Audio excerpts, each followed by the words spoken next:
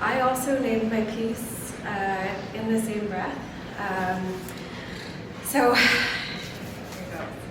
And I wrote this last week.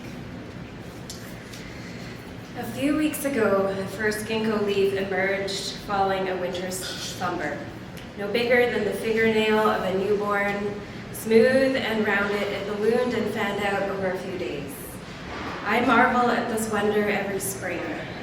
The ginkgo tree, alive during the time of the dinosaurs, a living fossil now growing on my balcony 4 floors above Broadway.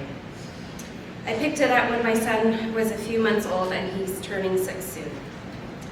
6 years that I have been narrating this silly world to him, since before he emerged after months afloat in my body, a tiny mammal tethered to a pulsing cord that I grew.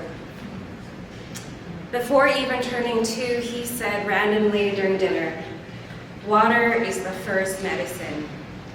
A line learned from his book, We Are Water Protectors. I squealed inside. My boy, a sponge, beginning to grasp the sacredness of the water, land, sky, and everything they encompass. He turned 2 on the beloved homelands of the Haida peoples, where his twin cousins, who are 4 days older, reside.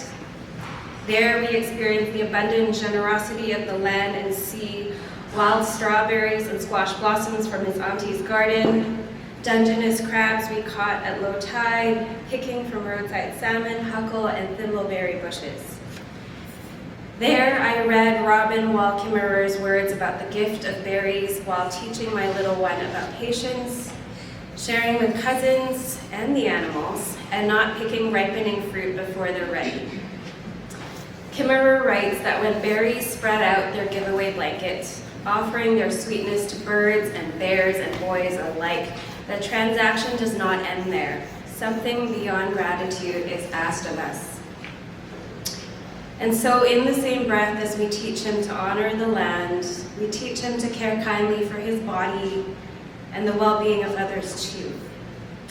To understand that the integrity and preciousness of the land and the living is always intertwined.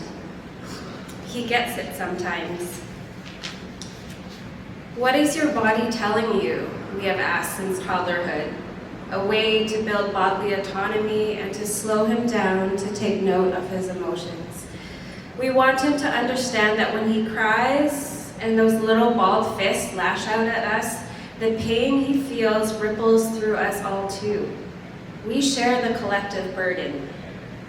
And so our family's daily practice is to move unhurriedly, always building rest and ease into our schedules in resistance to racial capitalism's violence, its push for hyperproductivity, perpetual exploitation in pursuit of the accumulation of wealth and excess. Children are future workers and consumers, after all. Soon after he turned 4, I was so proud when he yelled at me on 2 different occasions. "Don't pick my burgers, it's not your body. You're stressing me out and I don't want to be stressed." To see his self-awareness of consent, boundaries, and mindfulness continuing to grow has been a gift. This is a life's work in the diaspora, and I hold the late Stolo writer Lee Maricle's words close. Our struggle is a struggle for peace, not just a struggle against violence.